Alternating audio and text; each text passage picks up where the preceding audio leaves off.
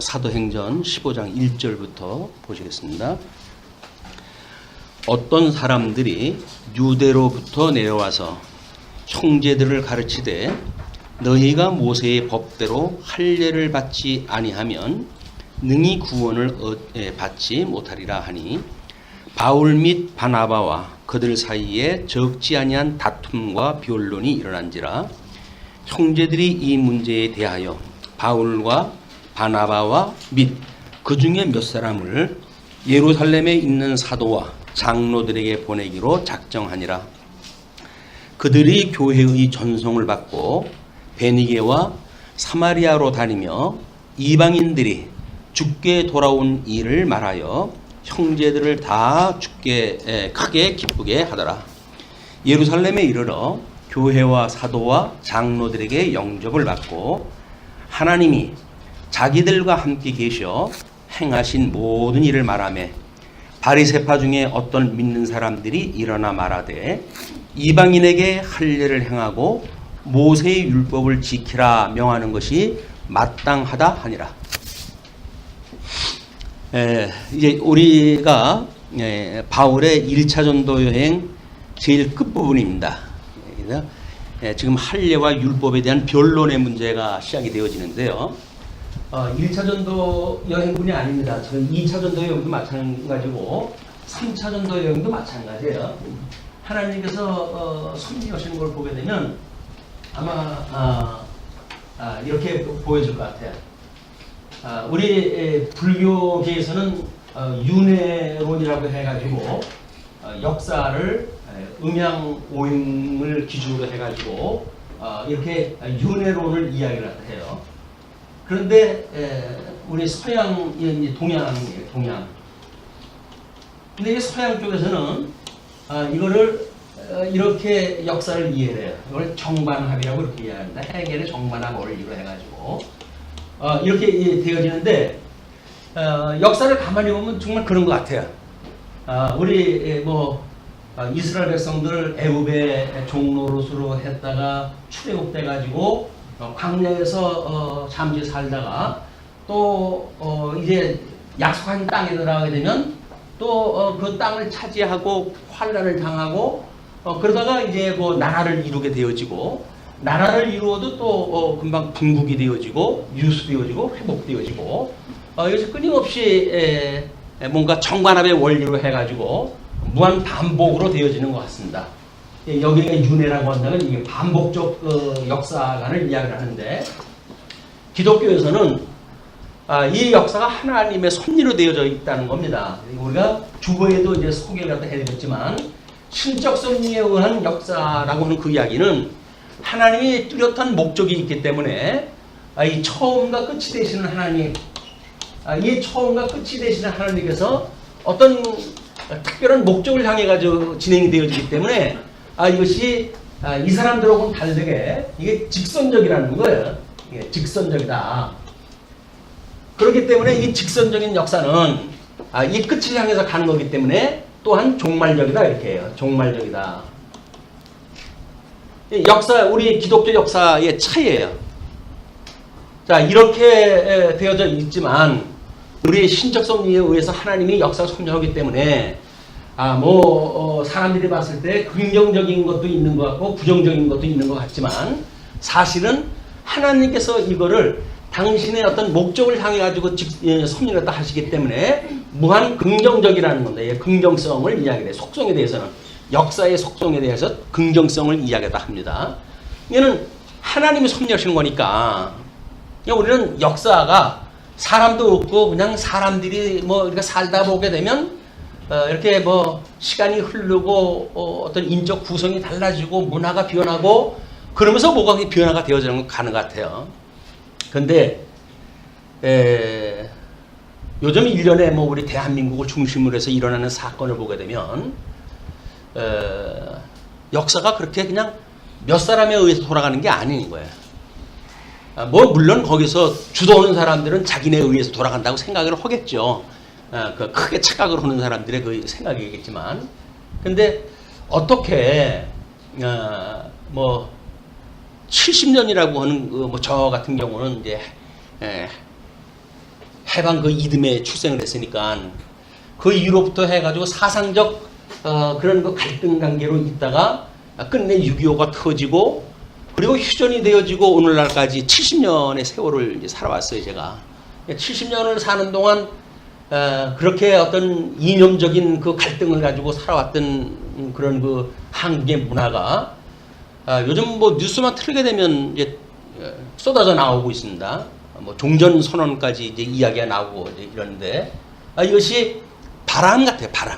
하나님께서 천사들을 통해 가지고 바람을 불뜨게 해가지고 아무리 인간들이 평화를 구가하려고 하더라도 그 평화를 하나님께 허락을 하지 않으면 어쩔 수가 없는 거야. 근데 어느 날 하나님께서 천사를 풀어가지고 또 이거를 평화의 바람을 불어주시게 되면 아무리 인간들이 반대를 갖다 하는 한이 있어도 하나님께서는 그 역사를 당신의 그 뜻을 따라 섭리하다 해가셔요.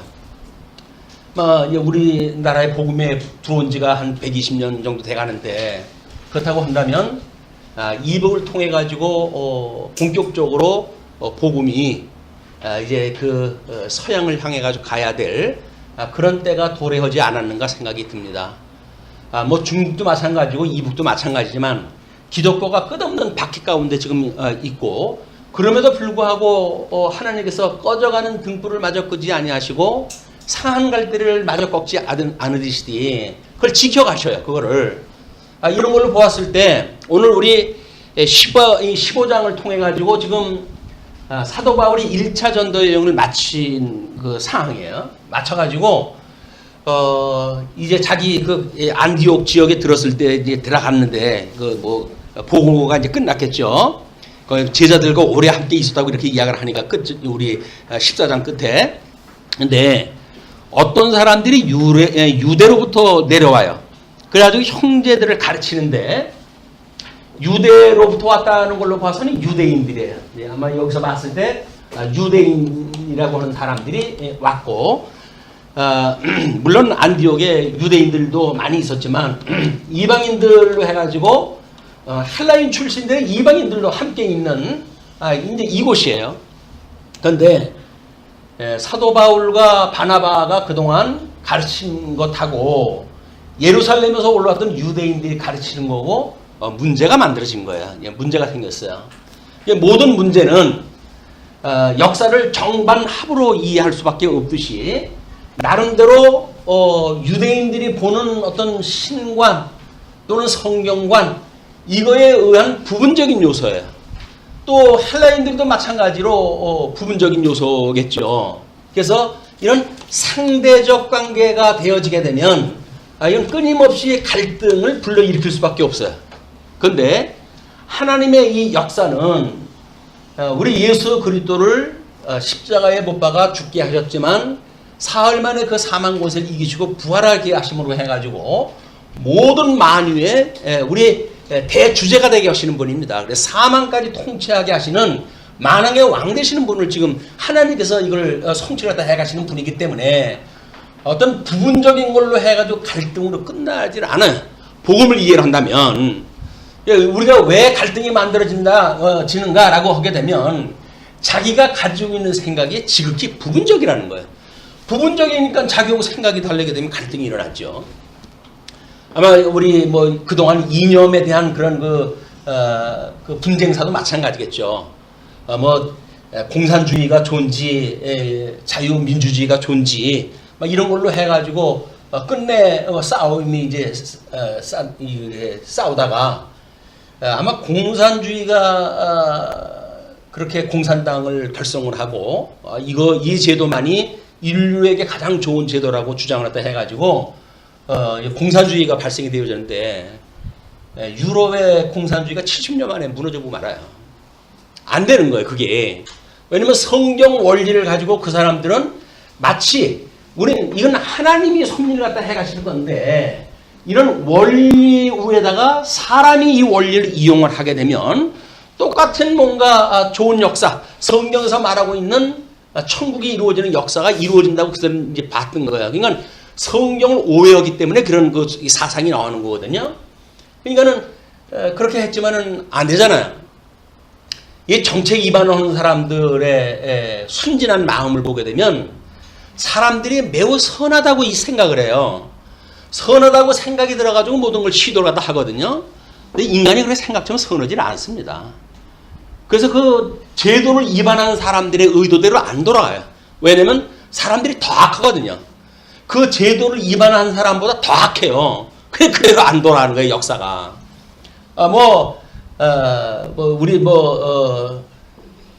많은 그런 그 정책을 위반하고 이런 고대의 이런 사람들을 보아도 공자만 하더라도 그렇게 이야기를 하잖아요. 도덕의 그런 그 도덕법으로 해가지고 모든 그 질서가 잡힌다고 생각이 들고 천하를 자기가 주장할 수 있다고 생각이 들어가지고 그런 학설을 피지만은 그게 이루어지질 않습니다. 그래가지고 그게 선악설이니 성선설이니 해가지고 인간이 원래 악해서 안 되는 거냐, 선하기 때 선한데도 불구하고 안 되는 거냐라고 하는 걸로 시비가 걸리지만 인간이 생각 이상으로 악해요. 얼마나 사악한지 모릅니다. 그래서 심지어 어떤 대학에서 이 심리 실험을 갖다 하는데 똑같은 학생들을 차출을 갖다 해가지고 하나는 그 감옥을 지키는 간수직으로, 하나는 죄수직으로 해가지고 그냥 차출을 갖다 해가지고 이걸 정해줬다는 거예요. 그런데 2주가 못 가가지고 이 실험을 포기를 갖다 했다는 겁니다. 그냥 똑같은 그 학생들이었었는데 이 간수로 해가지고 직임을 맡았던 아이들이 그렇게 갑질을 갖다 할지를 몰랐다는 거예요. 그 심리학자가 이걸 이제 시도를 갖다 할 때. 그런데 말도 못하게 이 감옥에 갇혀 있는 그 죄수들을 얼마나 이 악행을 갖다 저질른지 도 상상 이상으로 이게 현상이 나타나가지고 이 실험을 갖다 중간에 포기를 갖다 했다는 거예요. 그만큼 인간이 악한 겁니다. 이런 그 악한 인간들을 하나님께서 우리 주 예수 그리스도를 보내주셔가지고 새 생명을 얻게 하신 거 아니에요. 그 예수 그리스도로 말미암아 이제 통일되어진 주님의 몸된 교회에 하나의 성도를 삼아 가시는데도 불구하고 성도가 예수를 그리스도로 믿는다고 하는 것은 동일하다 하지만 그가 가지고 있는 많은 세계관에 이런 상대적인 차이가 있게 마련이에요. 그래서 이거는 어쩔 수 없이 갈등이 일어날 수밖에 없어요. 성도는. 우리 이 가시적인 교회, 전투적인 교회가 왜 이렇게 분란이 나느냐. 하나님의 말씀을 우리가 공부를 하고 그런데도 불구하고 왜 교회가 분란이 일어나느냐. 이렇게 이해한다 하는데 인간이 악하기 때문에 그러는 거예요. 복음을 제대로 복음으로 이해하지 못하고 인간적인 수단으로 해가지고 살다가 보게 되면 이거는 투쟁이 일어날 수밖에 없습니다. 교회의 투쟁이라고 하는 전부 자기 잘난 맛으로 이게 살아가기 때문에 이게 나타나는 현상들이거든요. 거기에 말씀이 무엇인가 라고 하는 것에 뭔가 이제 마음을 정리하고 뭔가 합을 이루는 원리를 찾아야 될 거 아니에요. 이 통합을 이루는 일들을. 근데 이 통합을 이루려고 하는 것이 쉽지 않아요. 근데 지금 이제 이 안디옥 교회에서는 무슨 사태가 일어났냐면 유대에서 올라온 사람들이 율법을 통해 가지고 이 율법을 지켜야 된다는 거예요. 근데 그때 당시만 하더라도 많은 율법은 예수님이 다 이루셨다고 이야기를 하니까 거기에 할례를 받아야 된다는 겁니다. 율법 중에 할례를 받아야 된다는 거예요. 왜냐면 이 율법은 모세를 통해 가지고 이제 선포가 되어졌지만 이 할례는 아브라함을 해가지고 통해 가지고 소개가 되어진 거 아니에요. 그러니까 500년 전 아브라함보다 500년 전에 있었던 모세가 세웠던 율법은 하나님께서 예수님을 통해 가지고 이루었다고 하지만 이 아브라함에게 주었던 이 할례를 지키는 것이 구원에 이르는 것이 된다. 왜냐하면 유대인들은 평생 그렇게 살아왔거든요. 이때 아브라함 때로부터 끊임없이 할례를 받고 이 사람들이 2000년 역사를 살아왔던 사람들이에요. 그러니까 이들의 문화에 대해서 누가 뭐라고 할 수는 없어요. 왜? 그 사람들이 알고 있는 세계가 그러니까. 근데 이 할례, 우리 이방인 사람들은 그렇지 않단 말이에요. 그리고 복음을 들었는데 예수님으로 말미암아 죄사함을 받고 이젠 하나님의 이 자녀가 되어졌다고 하는 걸 복음을 들었는데 이 율법을 안다고 하는 유대인들이 안디옥 교회에 와가지고 그걸로 너희들 그 행위가 없으면 안 돼. 이 할례를 받아야 된다는 거예요. 이걸로 주장을 하니까 그래도 안디옥 교회의 지도자로 있던 사람이 누굽니까? 이 바나바, 또는 이 바울 뭐 이런 사람들 아니겠어요? 근데 이 사람들이 턱도 없이 이걸 주장을 했다 하니까 거기서 분쟁이 일어난 거야. 이제 뭐 아주 경론이 벌어졌어요. 이 율법이라고 하는 것이 뭔지, 구원이라고 하는 것이 뭔지, 성령의 복음의 원리가 뭔지라고 하는 걸 사도 바울이 이야기를 했으면 아마 뭐 이렇게 아주 논리적인 설명이 있었을 것 같아요. 그런데 이 믿음이라고 하는 세계는 논리로 이루어지질 않습니다. 그러니까 유대인들은 예수님을 믿는다고 했는 유대인들에도 불구하고 사도 바울이 그렇게 신구약 성경을 넘나들면서 이 복음을 설명했는데도 불구하고 안 되는 거예요. 여기서 이제 한 가지 방법을 이제 선택을 했는데 그것이 뭐냐면 6절서부터 1절까지 베드로가 믿음으로 구원받음을 증거를 이제 하는 그런 그 사건이 소개가 되어져요. 왜냐하면 당신네들로 해가지고 이게 안 되는 거예요. 요 구성원들 가지고는 안 되는 거예요.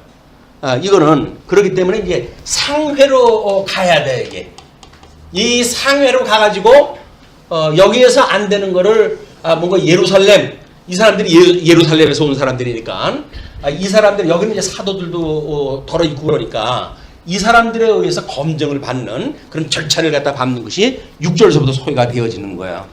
그래서 사도와 장로들이 이 일을 의논하러 모여 많은 변론이 있은 후에 우리 이제 예루살렘에 그들이 간다고 그랬죠. 그래서 보내기로 작정을 했다 하고 3절에 그들이 교회의 전송을 받고 베니게와 사마리아로 다니며 이방인들이 죽게 돌아온 일을 말하여 형제들을 다 크게 기쁘게 하더라. 안디옥에서 예루살렘까지 가는 동안에 그 시간도 아까워가지고 이방인 지역에 들려가지고 자기네들이 복음을 이방인들한테 복음을 증거해도 이들이 다 그 예수님을 믿더라. 너희들도 이방인이라는 거 꿀릴 거 없이 이 복음만 믿으면 너희들은 예수를 믿고 하나님 자녀가 되는 거야. 라는 복음을 증거하고 거기 예루살렘까지 오면서 거기 지내가지고 와요. 이게 시간을 아끼는 이때 사도들의 그런 마음씨였어요. 마음 자세. 그래가지고 거기를 이제 오게 되어지는데 4절에 예루살렘에 이르러서 교회와 사도와 장로들에게 영접을 받고 하나님이 자기들과 함께 계셔 행하신 모든 일을 1차 전도여행을 했을 때 뭐 수없는 그런 그 위험의 경지에서 구해줬던 하나님의 섭리 또는 귀신을 내쫓고 또는 그렇게 환자들을 살리고 했던 이적 행위 이런 것들을 전부 설명을 갖다 한 거예요. 그러니까 바리새파 중에 어떤 믿는 사람들이 일어나 말하되 여기 안디옥에 왔던 사람들하고 동질의 사람들이에요. 그 사람들이 일어나 말하되 이방인에게 할 일을 행하고 모세의 율법을 지키라 명하는 것이 마땅하다 아니라 특히 이 모세의 율법까지 지켜야 된다 그러는 거야. 골수 유대인 바리새파로 해가지고 있던 사람들이 예수님을 받아들인 사람들이에요. 그러니까 예수 그리스도를 믿는다고 하는 것이 뭔지를 모르는 거예요. 이 사람들이. 그러면서도 자기네들이 했던 과거에 했던 그런 그 행위를 그대로 지키는 것이 구원의 것이 합하다고 생각이 들고 있고 자기들만 그렇게 믿는 것이 아니라 다른 사람들에게도 그렇게 강조하다 하고 강요하다 하니까 분란이 날 수밖에 없는 거 아니겠어요? 이런 이 안디옥 교회에서 일어났던 사건이 예루살렘의 교회에 와가지고 예루살렘에서도 이것이 이제 확대해가지고 지금 이제 그 분쟁이 일어난 거예요. 그러니까 사도와 장로들이 이 일을 의논하러 모여 많은 변론이 있은 후에 베드로가 일어나 말하되 많은 변론이라고 하는 건 여기서 이제 율법을 주장했던 사람들 바리새파 쪽에 있던 사람들이 성경을 얼마나 잘 알아요. 그러니까 이야기를 다 전부 했겠죠. 쭉 이야기를 했겠죠. 그 다음에 이제 이 바나바라든지 바울이라든지 헬라인들에게 복음을 전했던 이런 사람들은 이 사람들이 알고 있지 않은 다른 복음을 지금 이야기를 하는 거 아니에요. 그걸 이야기했다 하니까 아마 많은 시간들이 소요가 된 것 같아요.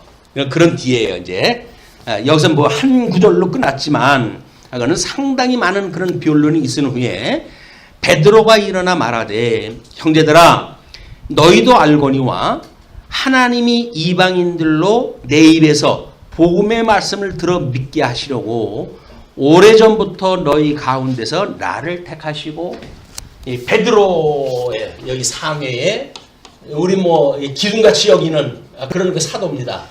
베드로하고 여기는 이제 야고보라고 하는 두 사도만 이건 예수님의 그 형제로 이제 이야기가 되어지는데 이때 상회의 지도자 그룹이에요, 이 사람들이. 그러니까 베드로가 하나님께서 이렇게 내가 너희들 그럴 줄 알았어. 그래 놓고는 이 베드로를 이방인 지역에다가 이제 보내가지고 성령이 임하는 역사를 목독해 했잖아요. 이방인들에게 복음이 들어가서 그들이 예수님을 영접하는 그런 현장에 이 사람이 체험을 한 사람이에요. 그러니까 베드로가 아니 성령이 임했을 때 율법을 지켰던 사람이 성령 임한 것도 아니고 자기가 복음을 증거하니까 그 사람들이 그냥 성령 충만함을 받고 예수님을 믿기 시작을 했던 거 아니에요. 그냥 베드로는 아마 신학적으로 해가지고는 베드로 이 바울보다 실력이 떨어질지 몰라요. 그러나 체험적으로 또 이 상회의 지도자로 있는 그런 그 입장 때문에 이제 변론을 이렇게 하는 거예요. 이제 8절 또 마음을 하시는 하나님이 우리에게와 같이 그들에게도 성령을 주어 증언하시고 자기가 체험했던 걸 이야기를 하는 거죠. 그러면서 믿음으로 그들의 마음을 깨끗이 하사 그들이나 우리나 차별하지 아니하셨느니라. 이방인들이 율법을 모두 하나님의 법의 외인이었던 그 유대인들인데 이 사람들은 이 법의 전부 외인이었던 사람들이에요. 그럼에도 불구하고 지금 성령을 받고 우리 하나님의 그런 그 복음을 받아들이는 그런 그 역사가 일어났다는 거 아닙니까? 이거는 여기서는 안디옥 교회에서 왔던 바울과 바나바는 성령이나 어떤 원리를 가지고 이야기를 했지만 사도 바울은 자기의 체험을 가지고 이제 이걸 증거를 한 거예요. 자기가 이루었던 역사 이런 걸 가지고 이 체험이 단순한 개인적인 체험으로 끝난 게 아니잖아요. 예루살렘에서 또한 그 우리 복음을 갖다 했을 때 성교 복음을 갖다 했을 때 다른 사람들이 다 수납을 갖다 했던 일이란 말이에요. 그러니까 이 체험은 이 상에서 인정되어지는 그런 하나님의 섭리로 이해를 갖다 했던 거니까 이걸 베드로가 이제 이해를 한 거예요. 그러면서 그 10절에 그런데 지금 너희가 어찌하여 그런데 이렇게 되어졌는데 지금 너희가 어찌하여 하나님을 시험하여 우리 조상과 우리도 능히 매지 못하던 멍에를 제자들의 목에 두려느냐? 멍에라고 하는 것은 율법의 멍에입니다. 이 율법의 멍에. 우리 그 율법에 대한 거를 주보에다 제가 소개를 해드렸죠. 그 율법의 구성은 계명, 율례, 규례, 법도 이렇게 네 가지로 구성이 되어져 있고 그 율법의 기능을 보게 되면 정죄 기능과 사죄 기능이 있다고 이렇게 이야기했어요. 그리고 그 율법의 성질은 믿음으로 굳게 세우고 거룩하며 의로우며 선한 것이다 이렇게 이야기를 했고 율법의 시효는 그리스도가 마침이 되었다고 이렇게 이야기를 했고 주와 함께 죽을 때까지다 이렇게 이 율법의 시효를 갖다 이야기를 했어요. 그러니까는 예수를 그리스도로 맞이하는 것, 이 예수를 그리스도로 맞이한다는 건 뭡니까? 이분이 모든 이 멍에를 대신 지시고 이 짐을 지시고 우리의 죄의 짐을 지시고 그리고 십자가에 못 박아 죽으셨단 말이에요. 이 죽으셨다라고 하는 걸 믿는 것이 믿음 아닙니까? 그리고 우리 예수님의 사망 권세를 이기시고 부활하셨으니까 부활하셨던 그 예수님을 믿는 것이 이 멍에로부터 자유롭게 해주셨다고 하는 걸 믿는 거예요. 그러니까 요한복음에도 그렇게 이야기를 하지요. 너희들이 진리를 알지니 진리가 너희를 자유케 하리라 이렇게 이야기를 하잖아요. 이 자유라고 하는 그 이야기가 사망 권세 아래서 우리들 육체적인 삶에 대한 걸 자유, 그건 방종이라고 그러는 겁니다. 여기서 말하는 자유는 세상 권세가 발목을 잡아도 세상이 감당할 수 없는 그 믿음으로 해가지고 뿌리치는 거예요. 그리고 하나님의 기뻐하신 뜻을 따라 살아가겠다고 하는 것이 이 자유를 누리는 거거든요. 진리 안에서 자유를 누리는 거야. 근데 복음을 잘못 오해하게 되면 마치 예수를 믿게 되어지게 되면 내가 하고 싶은 대로 하고 살아가는 것이 복음으로 오해를 하는 거예요. 복음은 그렇지 않습니다. 복음은 예수 그들 믿음으로 해가지고 우리가 영적 예배를 드리게 되어지는 건데 이 영적 예배는 철저하게 하나님의 선하신 뜻을 갖다가 우리가 분별하는 걸로부터 시작되어지는 거 아닙니까? 그럼 하나님의 뜻이 뭔지를 갖다 모르니까 사망 권세의 종로로 서면서도 그게 좋다고 살지, 하나님의 자녀가 돼가지고 하나님의 뜻을 깨달았다고 한다면 세상의 종노릇을 하고 싶지가 않은 거예요.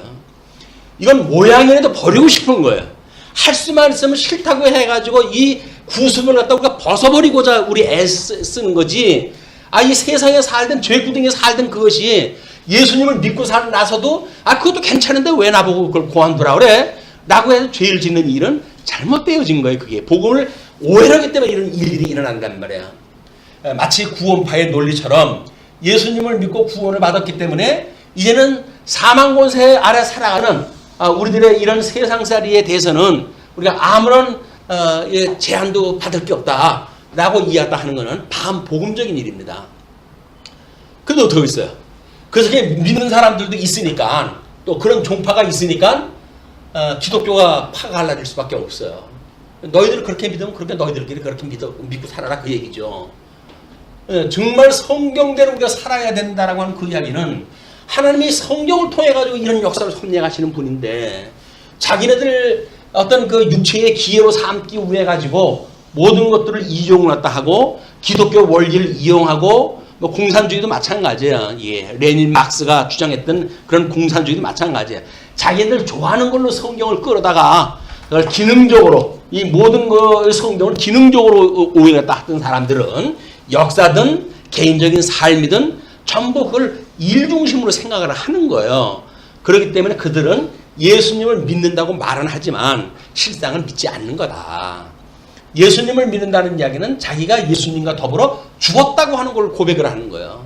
나는 예수님 때문에, 그 예수님 앞에서 내 죄 때문에 예수님이 돌아가셨을 때 나도 죽었어 라고 하는 것이 죄로부터 용서를 받았다고 하는 일인데, 아직까지도 그 죄에 대해서 부끄러운 걸 모르고 죄가 뭐 어떻다고 예수님을 믿는데 라고 생각을 한다는 이야기는 복음을 우리가 오해하고 있는 까닭이다.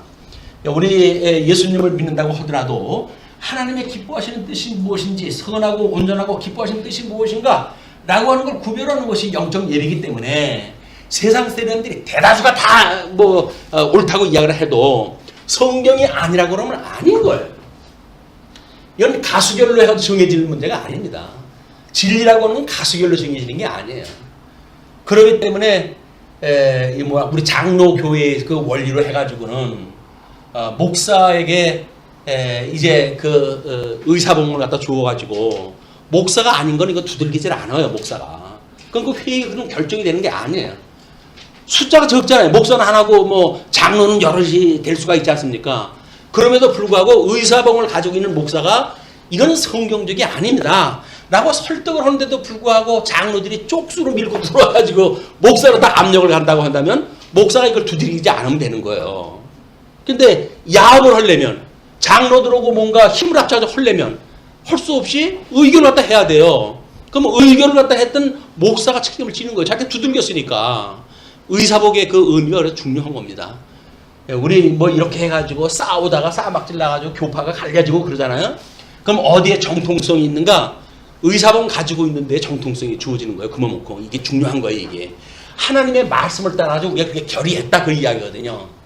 그런데 그걸 모르게 되어지게 되면 뭐 상해가 무슨 상관이고 뭐 위아래가 없는 거예요. 그냥 질서고 뭐고 다 없는 거예요. 그리고 예수님을 믿는다고 하나만 가지고 그냥 땡깡을 놓듯이 이 기독교 교회의 질서를 갖다 어지럽히니까 그런 사람들로 해가지고는 거길 떠나라는 거예요. 그 사람들은 이 교회가 안 되는 거예요. 근데 우리는 뭐 사람이 그래도 한 사람이 더 있는 게 좋지 라고 생각이 들어가지고 복음을 받아들이지 아니하고 자기 욕심을 따라가지고 자기 마음대로 교회를 갖다 움직이려고 하고, 이런 사람들도 우리 치료를 갖다 못한다고 한다면 그건 교회가 아닌 거예요. 그래서 우리 장로님들이 치리를 맡고 이제 맡게끔 되어지는 것이 성도의 우리 대표거든요. 우리 교인의 대표가 장로예요. 목사는 교회의 대표고, 그러니까는 교인의 대표인 장로가 성도들의 믿음 생활을 제대로 돌아보지를 않으니까 치받는 일이 만들어지고 질서가 깨지고 그러는 거예요. 뭐 장로님들도 뭐 문제가 있는데 그래서 뭐 어떻게 통치가 되겠어요.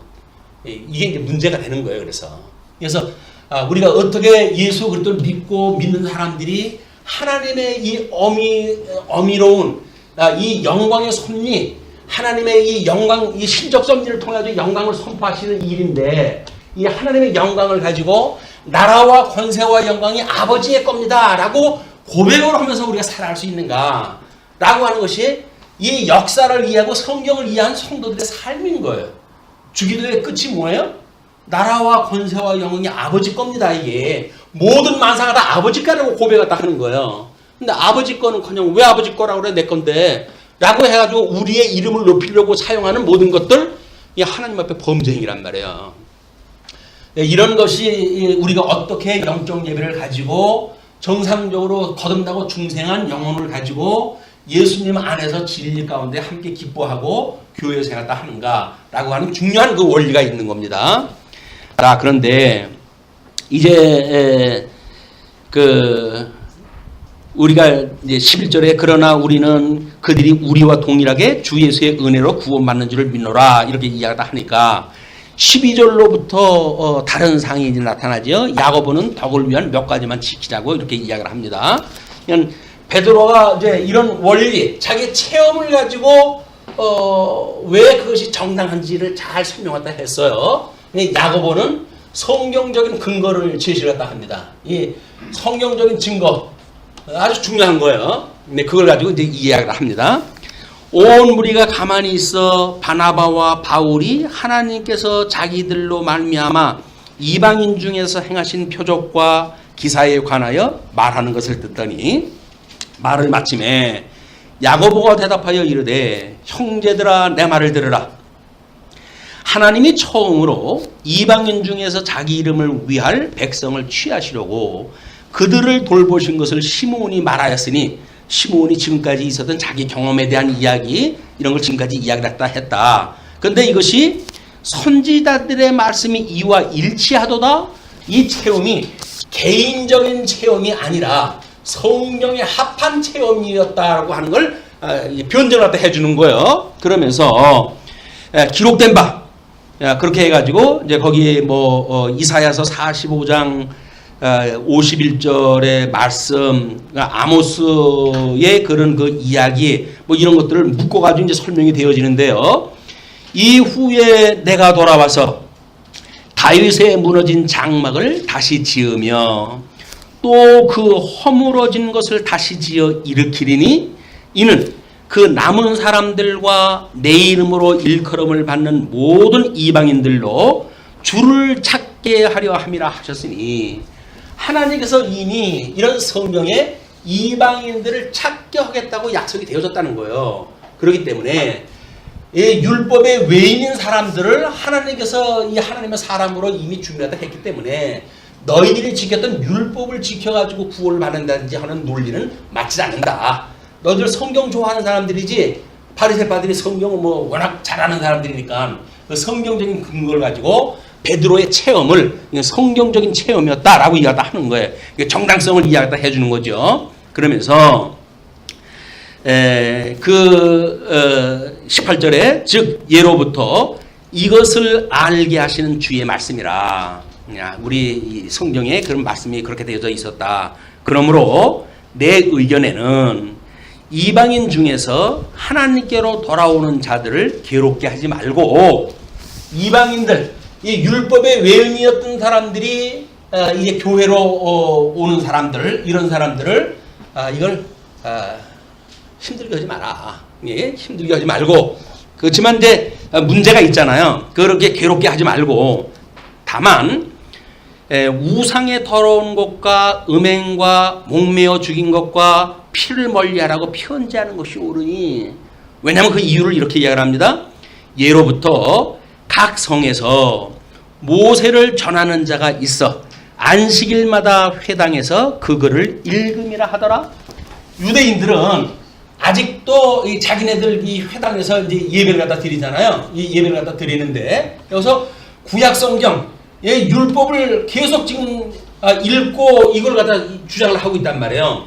이런 사람들이 있으니까 만약에 교회 교주의 사람들한테만 이야기를 한다면 이런 율법에 뭘 해라라고 하는 것이 필요 없겠지만 지금 이 베드로의 어떤 이 성경적인 체험이라든가 성경적인 근거에 의해서 그런 것이 필요 없겠지만 그 이야기예요. 그러나 이렇게 회당에서 아직도 율법을 가르치는 일이 있으니 이들을 위해 가지고 이들을 시험에 들게 하지 않는 절충안을 제시했다 한 것이 건덕을 위해 가지고 몇 가지 사항을 제시했다 한 거예요.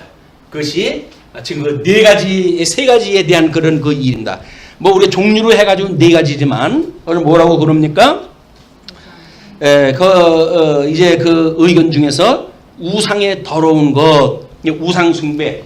이때 당시에 이제 그런 뭐 우상 앞에다 제물을 갖다 드리고 그런 것들이 세상에 지금 유통이 되어지고 있고 그걸 먹고 마시고 하는 것 때문에 지금 여러 문제가 생기니까 그런 우상의 더러운 것과 그 다음에 음행과 그때 당시에 뭐 우리 로마서 1장 뭐 우리 그에서 나타난 합당치 못한 일을 한 인간들의 이런 성적 문란이나 타락이나 뭐 성도덕의 그 문란에 대한 이야기들이 전부 나오잖아요. 그것이 얼마나 이제 뭐 우리가 동성애 문제로부터 해가지고 만연되어져 있는 거예요. 이런 것이. 그렇기 때문에 그런 것들을 이야기를 하는 겁니다. 지금 그 음란에 대한 거를 음행과 그리고 목매어 죽인 것과 피를 멀리하라고 해라. 이 목매어 죽인다는 이야기는 이스라엘 사람들은 목을 해가지고 완전히 피를 다 쏟아낸 뒤에 고기를 맞다 먹거든요.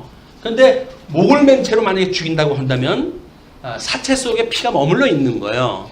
그래서 그 피에는 생명이 있기 때문에 하나님께서 그걸 피채 먹지 말라고 금했던 사건 아닙니까? 그러니까 그런 거를 제거할 수 있는 방법은 이 목매 가지고 다뤘던 그런 그 음식, 짐승 같은 거 이런 거는 피하라고 그래라. 그리고 뭐 그건 이제 피를 멀리하는 어떤 방법이니까 피를 멀리하라고 편지하는 것이 옳으니 이는 예로부터 각성에서 모세를 전하는 사람들이 아직도 있으니 그리 절충안을 이야기를 하자. 이거는 율법을 지키라는 이야기가 아닙니다. 건덕을 위해 가지고 몇 가지 사항에 우리가 이 사람들을 위해 가지고 이제 이야기하다 그렇게 편지하다 보내자 이야기예요. 자, 그러면서 22절서부터 29절 보시게 되면 예루살렘 회의에서 이방 선교 구체안이 결의가 되죠. 자, 이에 사도와 장로와 온 교회가 그 중에서 사람들을 택하여 바울과 바나바와 함께 안디옥으로 보내기로 결정하니 곧 형제 중에 인도자인 바사바라 하는 유다와 실라더라. 두 사람을 예루살렘 가서 같이 증인을 갖다 삼아가지고 안디옥으로 다시 보내는 거예요. 왜냐면 한쪽만 가면 야 그렇게 이야기하는지 우리가 뭘 알아? 뭐 이렇게 이야기할 거 아니겠어요? 그러니까 어쩔 수 없이 증인을 갖다 붙여가지고 보내요. 그래서 급편에 편지를 붙여 이르되 사도와 장로된 형제들은 안디옥과 수리아와 길리기아에 있는 이방인 형제들에게 문안하노라.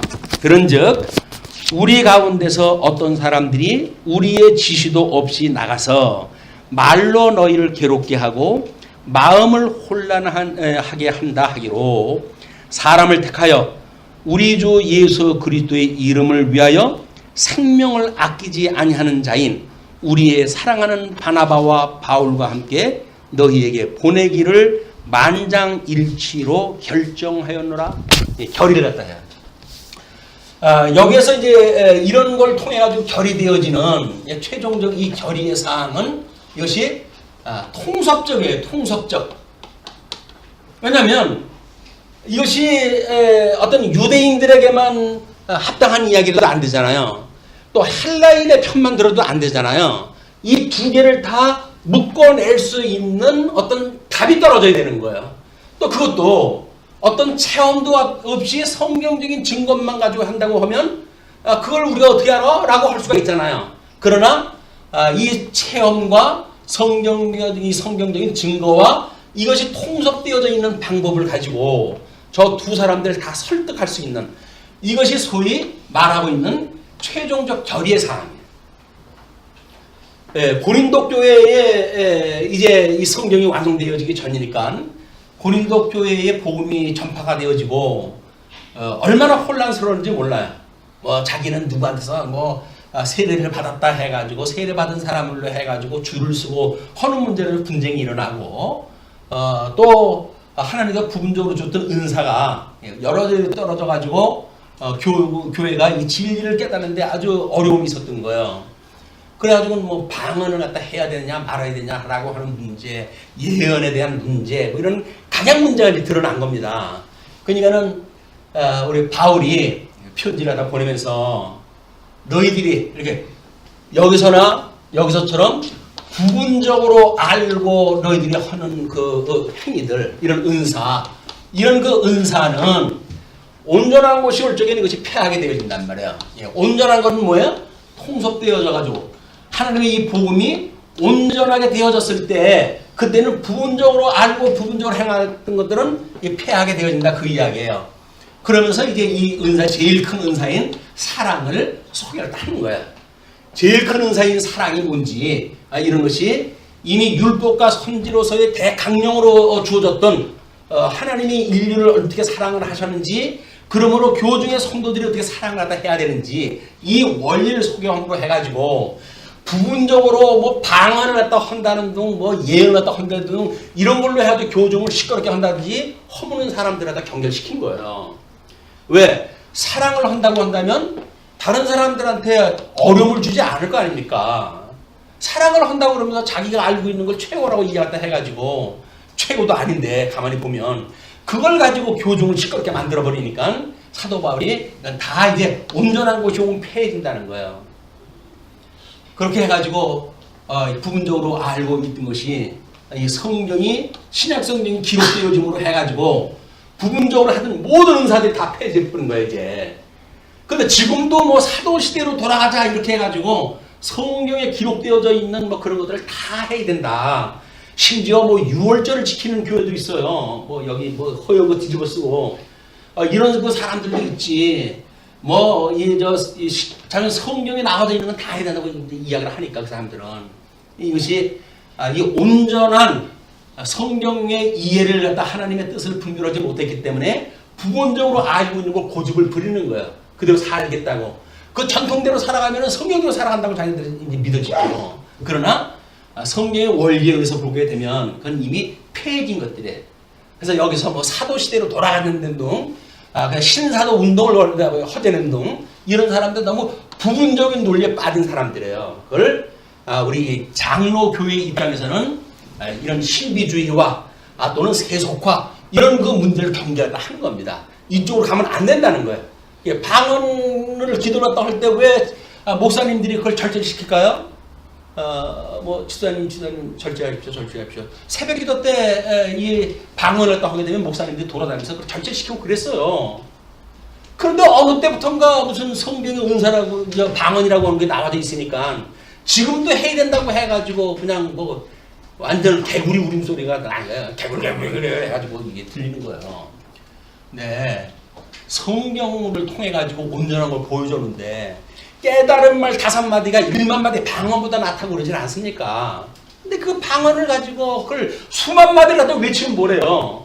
성경 깨달은 말을 해가지고 한 말씀 우리가 그냥 깨닫는 것이 이게 나은 건데, 근데 그것이 신비적인 거니까 이 사람들은 그래가지고 그걸 자기네 체험으로 받아들이고 해야 된다는 거예요. 그게 물론 자기네들 체험이니까 중요하겠죠. 그러나 성경적인 증거에 의해서 확인되지 않은 통섭적인 원리에 의해서 부정되어진다고 한다면 그건 아닌 거예요. 그러니까 우리가 지금 이 성경을 공부해가는 그 원리가 얼마나 중요한지를 아시겠죠. 이것이 동서양의 어떤 문화를 이렇게 하나님께서 하나로 만들어 갔을 때 북쪽을 열고 지금 이 대한민국에 있는 복음이 이제 서쪽으로 해가지고 중앙아시아 쪽으로 해가지고 흘러들어갈 거 아닙니까? 그때를 위한 하나님의 섭리가 하나님의 말씀이 무엇인지를 통째로 우리한테 이해가 시켜주시는 거예요. 이게 통섭적으로. 그렇기 때문에 우리가 지금 역사적 위치가 어딘지 이런 것이 별로 동감이 안 되게 되면 그냥 뭐 대단한 거라고 난리냐 라고 할 수밖에 없어요. 그러나 그렇지 않습니다. 세상에 흘러가는 그런 걸 읽어보게 되면 대한민국에 70년 만에 문이 열리는 모르겠어요. 아직은 10일 날 만나봐야 어떻게 될지 모르겠지만 사실 흐름이 그러네. 조짐이 그런 어떤 흐름이 만들어지는 걸로 보아가지고는 멀지 않아 그런 일이 만들어진다는 겁니다. 그렇게 되어진다고 한다면 이런 그 사람들한테 뭘 증거를 할 거야? 지금도 저렇게 그냥 어떤 이쪽 부분적으로 해가지고 예언이나 하고 은사나 하고 점친 듯이 이렇게 예수 믿는 그런 복음이 정파되어지게 되면 그게 무슨 소용이 있습니까? 중국은 이미 다 배려버렸어요. 한국교회 때문에. 한국교회 이상한 신비주의 다 들어가가지고 그래가지고 중국교회가 복음이 없어요. 오히려 초기 단계 때는 나이 먹은 그 노인들이 그 사람들도 한 70년 만에 지금 이 복음이 들어갔으니까 그 복음이 들어갔을 땐 그 사람들이 강대상을 지켰다니까요. 신비주의 이상한 사람들 오면 내쫓았어요. 그 강의 못 오게끔. 근데 그런 분들 다 돌아가니까 이제는 완전히 신비주의가 휩쓸고 있는 거예요. 세속주의가 휩쓸고 있는 거예요.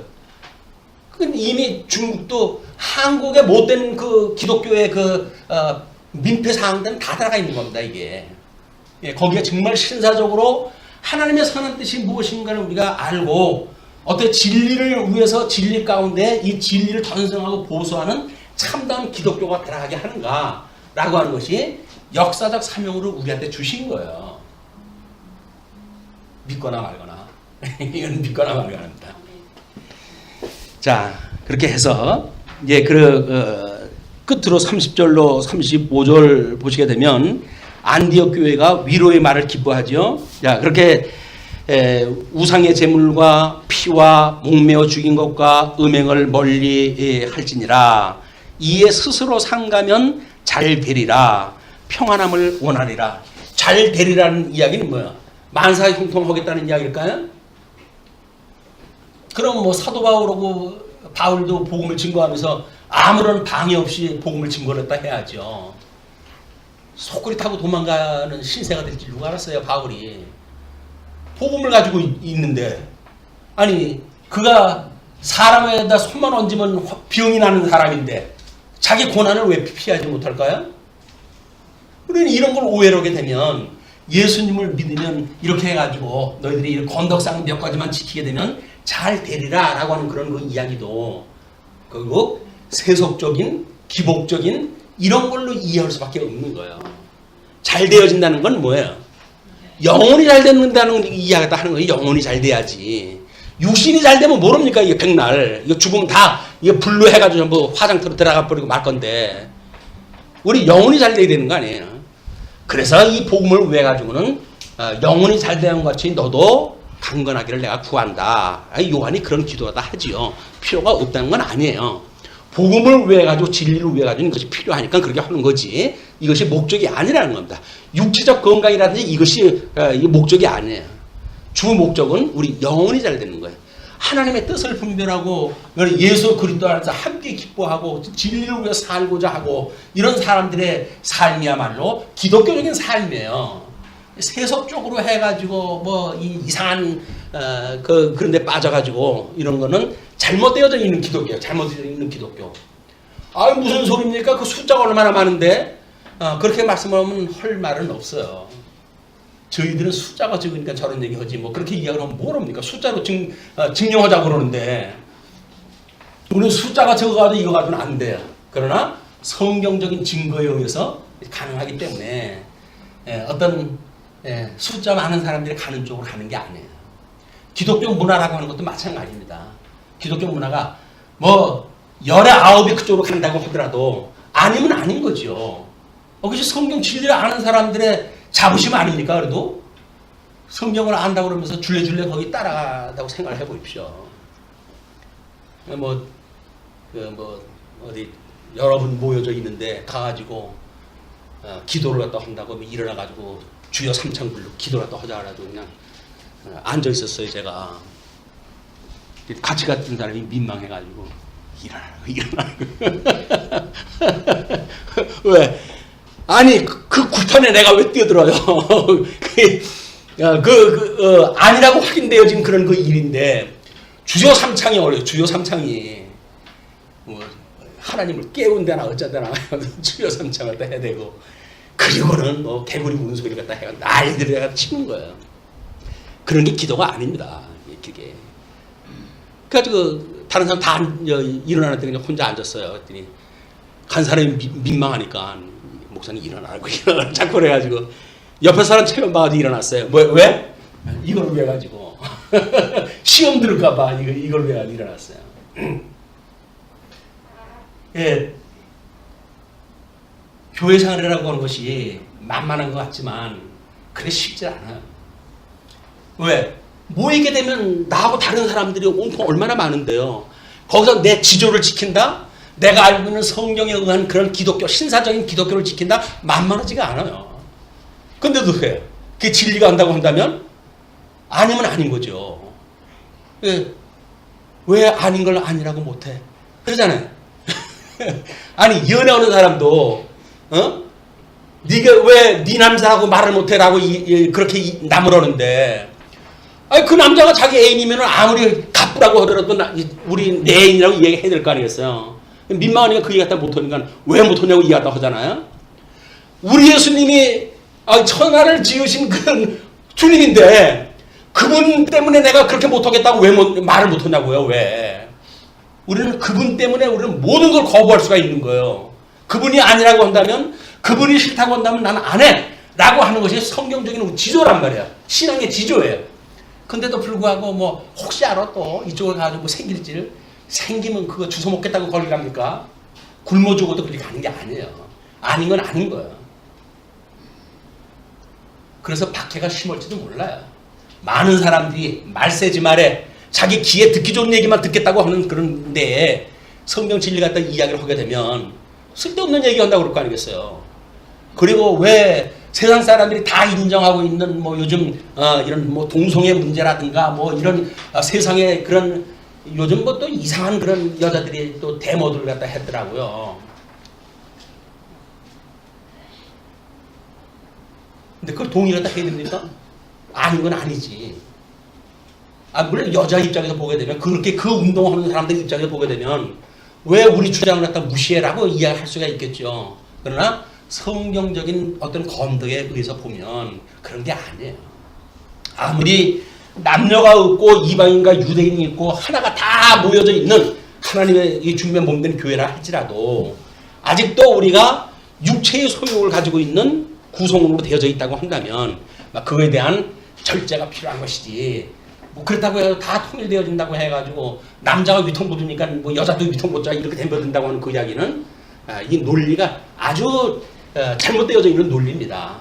부분적인 논리, 소수 몇 사람이 가지고 있는 아주 잘못되어져 있는 논리들이에요. 요즘 현금이 일어나는 기독교의 갈등도 그런 데로부터 이제 시작이 되어지는 겁니다. 그것이 지금 이런 원리에 따라서 우리가 잘 정리를 할 필요가 있다. 그러면서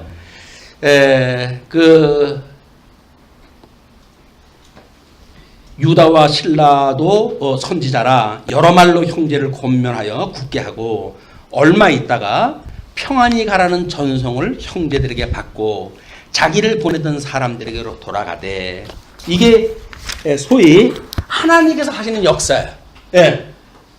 다 편안한 마음으로 그들을 돌려보내잖아요. 여기서 이 통섭적으로 이루어졌다는 이야기는 다른 사람들이 다 인정을 했다는 거예요. 경우가 다른 사람들, 경험이 다른 사람들, 조건이 다른 사람들이 성경에 의해서 다 굴복을 했다는 거예요. 성경이 그렇다고 하는데도 불구하고 나는 그거 못 믿겠어 라고 하는 그 이야기는 뭐예요? 성경을 믿지 않는 거예요. 이건 주님을 믿지 않는 거다. 그래서 우리는 성경이 가고자 하는 데까지 가는 거예요. 그것이 우리가 예수를 다 믿는 사람들의 우리 진로예요. 성경이 말하면 거기까지 가는 거예요. 성경이 아니라고 그러면 세상 모든 사람 다 가도 우리가 안 가는 거예요. 믿음의 분량이 각자가 다르니까 어쩔 수가 없겠죠. 그러나 우리의 이 원리적으로 봤을 적에는 성경이 가는 데까지 우리는 가야 된다. 성경이 우리한테 말하라고 하는 그 이야기는 하지 않는 것, 이것이 성경대로 사는 우리의 삶이다, 그 이야기예요. 성경대로 알고 성경대로 믿고 성경대로 살자, 이것이 말씀하는 성경의 표란 말이에요. 그 표가 이런 방대한 역사관, 세계관에 의해서 만들어진 일이기 때문에 염두에다 두시고 그렇게 우리 한번 교회 생활을 점검하는 기회가 됐으면 좋겠습니다. 그런 뒤에 35절 바울과 바나바는 안디옥에서 유하며 수다한 다른 사람들과 함께 주의 말씀을 가르치며 전파하니라. 뭐해요? 여전히 이게 끝나니까 진리를 전승, 진리 전승, 이 투쟁을 갖다 해가지고 진리 보수를 갖다 했어요. 진리 보수, 진리 전승. 이제 교회 사명이에요. 교회가 하는 일. 교회가 하는 일이 뭔가 진리를 지키고 진리를 전승하는 일이에요. 그러니까 교회 학교에서 아이들에게도 이 진리를 갖다 가르치는 일이 왜 그런다고요? 진리를 전승해야 되니까. 근데 숫자는 점점 줄어들고 전승이 안 되어지게 되면 우리 마치 어린아이들이 없어가지고 이제 이렇게 노인들 투성인 그런 나라가 되는 것처럼 주변 몸된 교회도 그렇게 될지 모릅니다. 그러나 하나님께서 이제 우리 저쪽 이북에 문 열어 주신다고 한다면 이 전승을 대상들이 얼마나 많아요. 이거를 각양받은 은사를 따라 가지고 어떻게 하면 좋을까라고는 전략도 세우고 개인적인 전략 또는 전도회는 전도회대로의 어떤 전략 이런 게 필요하죠. 세상은 바뀌어갑니다. 바꿔집니다. 지금 이렇게 하나님은 섭리 갖다 해가십니다. 라고 하는 걸 우리가 깨달은데도 불구하고 여전히 나의 삶은 그냥 여기 머물러져 있다고 한다면 그러면 말씀의 운동력으로 안 하는 거죠. 이 말씀의 운동력이라고 하는 그 이야기는 어떻게 진리를 전승하고 보수할 것인가 라고 하는데 우리가 전략을 세워야 되지 않을까. 네, 새로운 전도의 활동 한번 기대를 해봅니다. 어떻게 이제 무슨 전략이 어떻게 나오는지 모르겠지만 그래서 이 진리를 지키고 전승하는 일이 우리 대에 끝나는 것이 아니라 오고는 세대까지 계속되어졌으면 좋겠다고 하는 그런 바람과 함께 말씀을 드리죠. 기도하시겠습니다.